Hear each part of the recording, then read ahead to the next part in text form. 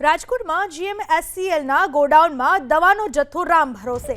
GMSCL ગોડાઉનના ચોંકાવનારા દ્રશ્યો સામે આવ્યા। સિવિલ હોસ્પિટલમાં દવાની અછત વચ્ચે એક સપ્તાહથી દવાઓ પલળી રહી છે। એક સપ્તાહ સુધી દવાઓ ભરેલા ટ્રક વરસાદમાં પલળતા રહ્યા, જે સૌથી મોટી બેદરકારી કહી શકાય। આ વિશે વધુ માહિતી આપવા આપણી સાથે જોડાઈ ચૂક્યા છે રાજકોટથી અમારા સંવાદદાતા પરાક્રમસિંહ જાડેજા। પરાક્રમ, એક બાજુ દવાઓની અછત છે, બીજી બાજુ દવાઓ પલળી રહી છે, બેદરકારી કોની? ચોક્કસ બેદરકારી નહીં, પરંતુ ભયંકર બેદરકારી કહેવાય। આ દ્રશ્યો બતાવશું। સિવિલ હોસ્પિટલની અંદર એક તરફ દવાનો જથ્થો નથી અને બીજી તરફ આ પ્રમાણે દવાઓ પલળી રહી છે। આ પહેલા પણ જીએમએસએલ નું જે ગોડાઉન આવેલું છે ત્યાં આ પ્રમાણેના દ્રશ્યો ગત વર્ષે સામે આવ્યા હતા। આડેધડ દવાનો જથ્થો પડેલો છે। આ જોઈ શકાય છે કે જે બધા દવાના જે પેકેટ છે એ બતાવવાનો પ્રયાસ કરીશું। જોઈ શકાય છે આ અંદરની તરફ જે પલળેલી દવા છે એ બતાવવાનો પ્રયાસ કરીશું। જોઈ શકાય છે કે જે દવા એક તરફ સિવિલ હોસ્પિટલમાં છે નહીં, હવે અહીંયા દવા છે એ સિવિલ હોસ્પિટલમાં છે કે કેમ એ સૌથી મોટો સવાલ છે। પરંતુ જે ગોડાઉનની અંદર આ દશા બતાવવાનો પ્રયાસ કરીશું। સરકારના આરોગ્ય વિભાગ સુધી આ વાત પહોંચાડવાનો પ્રયાસ કરીશું। જોઈ શકાય છે કે જે 2 દિવસ પહેલા વરસાદ આવ્યો, ફરી પાછો દવાનો અમુક ટકા જથ્થો પલળી ગયો। અહીંયા 12 જથ્થો પડ્યો હતો, પરંતુ અહીંયા અમે પહોંચ્યા એટલે તાત્કાલિક દવાનો જથ્થો અંદર લેવામાં આવ્યો। જોઈ શકાય છે આ દ્રશ્યો આપણે બતાવવાનો પ્રયાસ કરીશું કે લોકોના પૈસા, કરોડો રૂપિયા જે લોકોના હોય છે એ કરોડો રૂપિયા પાણીમાં જતા હોય તે પ્રમાણેના દ્રશ્યો અત્યારે સામે આવી રહ્યા છે। દવાનો જથ્થો આખા સૌરાષ્ટ્રમાં અહીંયાથી જતો હોય છે, ગોડાઉન ભરેલું છે, અંદરની તરફ દવાનો જથ્થો છે તે સારી બાબત છે, પરંતુ જે બહારની તરફ જે જથ્થો છે તે સૌથી મોટો સવાલ અત્યારે જોવા મળી રહ્યો છે। સિવિલ હોસ્પિટલની અંદર જે એક તરફ 700 કરતા વધારે દવાનો જથ્થો નથી, તો બીજી તરફ જે અહીંયા ગોડાઉન ભરેલા છે। જે 2 દિવસ પહેલા વરસાદ આવ્યો ત્યારે પણ જે ટ્રકની અંદર દવા પલળતી હોય તે પ્રમાણેના દ્રશ્યો પણ સામે આવ્યા છે। એ પણ જે આપણે વિડીયોઝ અત્યારે સામે આવ્યા છે, સીધા લાઈવ દ્રશ્યો આપણે બતાવવાનો પ્રયાસ કરીશું। અંદરની તરફ મોટું જે ગોડાઉન આવેલું છે એ ગોડાઉન પણ આપણે બતાવવાનો પ્રયાસ કર્યો। અહીંયા જે કોઈ જવાબદાર અધિકારી હોય તો તેમની સાથે પણ આપણે વાત કરવાનો જે પ્રયાસ કરીશું। અહીંયા નથી કોઈ અધિકારી।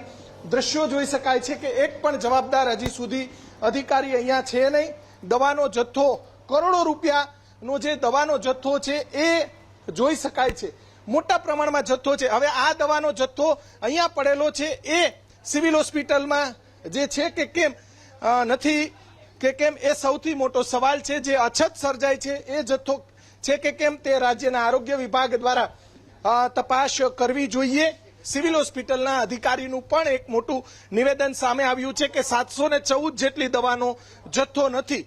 સૌથી મોટો સવાલ એ થાય કે અહીંયા જોઈ શકાય છે કે સિવિલ હોસ્પિટલની અંદર એક તરફ દવા નથી, બીજી તરફ જોઈ શકાય છે કે અત્યારે દવાનો જે જથ્થો જે મોટા પ્રમાણમાં અત્યારે જોવા મળી રહ્યો છે, આખું ગોડાઉન દવાનું ભરેલું છે। હવે સંકલનનો અભાવ છે કે કેમ તે પણ સૌથી મોટો સવાલ અત્યારે જોવા મળી રહ્યો છે। ભાઈ, જવાબદાર અધિકારી કોણ છે અહીંયા? મજૂર છે સાહેબ, મજૂર છે અમે। બરોબર, પડ્યો તો જથ્થો, દવાનો જથ્થો પડ્યો તો થોડો ઘણો? ના સાહેબ, અમે કોરો છે કમ્પ્લીટ। અંદર બારે ના, બારે કઈ અમે નહોતા, પડેલો તો છે, અમે કાલે નહોતા સાહેબ। અત્યારે કોણ છે અધિકારી અહીંયા? અધિકારી અત્યારે રિસર્ચભાઈ છે। ચોક્કસ જોઈ શકાય છે કે દવાનો જે જથ્થો મોટા પ્રમાણમાં આખું ગોડાઉન ભરેલું છે। હવે આ જથ્થો જે છે સિવિલ હોસ્પિટલ સુધી પહોંચે છે કે કેમ તે સૌથી મોટો સવાલ છે। અહીંયા ખોવાઈ જાય એવો આખું મોટું ગોડાઉન આવેલું છે, પરંતુ જવાબદાર કોઈ પણ અધિકારી અત્યારે જોવા મળતા નથી। બહારની તરફ જે આપણે દ્રશ્યો બતાવવાનો પ્રયાસ કર્યો એ દ્રશ્યોની અંદર જોઈ શકાય છે કે મોટા પ્રમાણમાં જે દવાનો જથ્થો છે એ પલળી ગયો હોય તે પ્રમાણેનો માહોલ અત્યારે જોવા મળી રહ્યો છે। એક ભાઈ જે જઈ રહ્યા છે એમની સાથે પણ આપણે વાત કરવાનો જે પ્રયાસ કરીશું। જોઈ શકાય છે કે અત્યારે ગરીબોને આપવાની જે દવાનો જથ્થો છે એ મોટા પ્રમાણમાં જે પલળી ગયો છે। આ ભાઈ સાથે આપણે વાત કરવાનો પ્રયાસ કરીશું, જો ઉભા રહેતો, કેમ કે જવાબદાર કોણ છે આપણને ખબર નથી। ભાઈ, તમે શું કહેવા માંગશો? શું હકીકત છે? બહારની તરફ જે જથ્થો પલળી ગયો છે, શું કહેવા માંગશો? સાવનભાઈ મળો ને તમે। અચ્છા તમે શું અહીંયા શું કરો છો તમે સર ઓન કેમેરા તમે ત્યારે બોલો ને સાવનભાઈ તમે અંદર દવાનો જથ્થો પલળી ગયો ઓન કેમેરા બોલવાનું હોય ને ભાઈ સાવનભાઈ સાથે વાત કરી લો ને એ છે સામાન ક્યાં છે સાવનભાઈ હાલો ચોક્કસ આ દ્રશ્યો આપણે બતાવવાનો પ્રયાસ કરીશું જવાબદાર જે કર્મચારીઓ છે એ પણ અત્યારે બોલવા માટે તૈયાર નથી બહારની તરફ મોટા પ્રમાણમાં જે જથ્થો પકડી ગયો ક્યાં છે ભાઈ આવો ને આવો તમે આવો આવો પણ પલળી ગયો છે જથ્થો એનો જવાબ આપો સાહેબ તમે અહીંયા જાઓ ને તમારી શું જવાબદારી છે અહીંયા ઈ કયો ચોક્કસથી જોઈ શકાય છે કે જવાબદાર કોઈ પણ કર્મચારી અત્યારે બોલવા માટે રાજી નથી સીધા દ્રશ્યો બતાવશું સરકારના આરોગ્ય વિભાગ સુધી આ દ્રશ્યો પહોંચાડવાનો જે પ્રયાસ કરીશું આ તરફ પલળેલો જથ્થો ફરી એક વખત બતાવવાનો પ્રયાસ કરીશું અંદરની તરફ કોઈ પણ અધિકારી છે નહીં હાજર આપણે કોને પૂછવું એ સૌથી મોટો સવાલ છે આ રીતે દવાનો જથ્થો જે પડેલો છે બહારની તરફ દ્રશ્યો બતાવવાનો પ્રયાસ કરીશું જોઈ શકાય છે કે આ બધું જે આ લોકોના ટેક્સના રૂપિયા છે ગરીબો સુધી આ દવા પહોંચાડવાની હોય છે જોઈ શકાય છે આ અલગ અલગ વસ્તુઓ પલળી ગઈ છે આ જુઓ તમામ જે વસ્તુઓ ગરીબો સુધી પહોંચાડવાની હોય છે તમે ભાઈ અહીંયા શું કરો છો ગાડી ખાલી કરવા પલળી ગઈ હતી ગાડી કે તમારી ગાડી નથી પલળી કઈ નથી પેલું અમારે નહીં અમારે ગોડાઉન માં જ માલ હતો બધું કમ્પ્લીટ અમારે બરોબર તમારું નથી તમે મજૂર છો અહીંયા ના તો હું રિક્ષા લઈને પલળેલો છે જથ્થો બહાર દેખાય જ તમને બહાર તો પલ્લેલો છે પકડેલો છે ને ચોક્કસ એક નાગરિક છે એને ખબર છે પરંતુ જે અહીંયા કર્મચારી કામ કરે છે એને ખબર નથી આરોગ્ય વિભાગ સુધી આ વાત પહોંચાડવાનો પ્રયાસ કરીશું જોઈ શકાય છે કે આ દવાનો જથ્થો જે પલળી ગયો હતો એ બાદમાં જે અત્યારે મીડિયા પહોંચ્યું આ દ્રશ્યો આપણે બતાવવાનો પ્રયાસ કરીશું છેક સુધી જે દવાનો જથ્થો ફરી એક વખત પલળ્યો પરંતુ તાત્કાલિક જે આ ગોડાઉનના જે અધિકારીઓ છે તેમના દ્વારા જે તાત્કાલિક અંદર જથ્થો લેવામાં આવ્યો અહીંયા જે ગાડીઓ ભરેલી છે એ બતાવવાનો પ્રયાસ કરીશું બહારની ટ્રક જે પડેલા છે એ બતાવવાનો પ્રયાસ કરીશું અહીંયા એક ભાઈ આપણી સાથે છે ભાઈ તમે શું કરો છો અહીંયા ડેટા ઓપરેટરમાં છું. ડેટા કેમ આ દવાનો જથ્થો વારંવાર પલળી જાય છે હું નવો છું, મને કઈ ખ્યાલ નથી બહુ જાજો. પડ્યો તો થોડો ઘણો જથ્થો પડ્યો હતો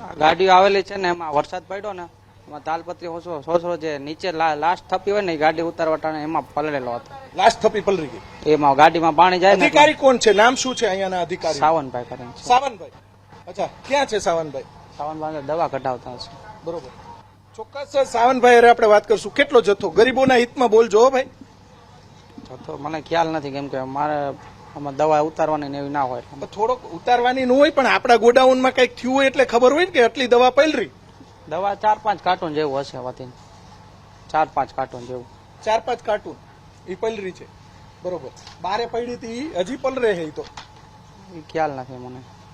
બરોબર ચોક્કસ આ ભાઈ ડેટા ઓપરેટર છે એને ખરેખર જે વાત કરી અત્યારે દ્રશ્યો આપણે બતાવવાનો પ્રયાસ કરીશું જોઈ શકાય છે કે આ બધા ટ્રકની અંદર દવા ભરેલી છે ટ્રક પણ પલળી ગયા હતા 2 દિવસ પહેલા એ દ્રશ્યો આપણે બતાવવાનો પ્રયાસ કરીશું જોઈ શકાય છે કે આ જે ઉપર મોટા ટ્રક ભરેલા છે આ ટ્રક કેટલા 2 ને 2 4 5 6 ને 7 ટ્રક ભરેલા છે એ બતાવવાનો પ્રયાસ આખા ગુજરાતને 1 મહિના સુધી હાલે એટલી દવા જુઓ આ રીતે લાવવામાં આવે છે દવા સીધા દ્રશ્યો બતાવવાનો પ્રયાસ કરીશું જોઈ શકાય છે કે આ પાછું આપણે ઢાંકી દેશું વળી પલળશે તો આપણું નામ આવશે અહીંયા દ્રશ્યો આપણે બતાવશું જુઓ આ આખા આરોગ્ય વિભાગના જે અધિકારીઓ છે એમના સુધી વાત પહોંચાડશું આ રીતે દવાનો જથ્થો જે પલળી ગયો 2 દિવસ પહેલા આવ્યો આ રીતે જે હા ભાઈ હા શું કહ્યું આવડી ગાડી મારી છે આમાં એક કલ્ટું નથી પલળેલો આમાં નથી પલર્યું પણ આ રીતે હવે વરસાદ આવે ફાટેલું છે આ તો આવડા ભાઈ પૂછે છે એટલે એને મેં કહું છું એમ નહીં અત્યારે વરસાદ આવે તો શું થાય બોલો હાલો કયો નો પલળે અહીંયા હું ઉભો ને હું એને તમે બાંધી લઈશ ઉભા એટલે થોડો કઈ વરસાદ નું આવે અરે પણ હું એને બાંધી લઈશ એમ કહું અત્યારે તો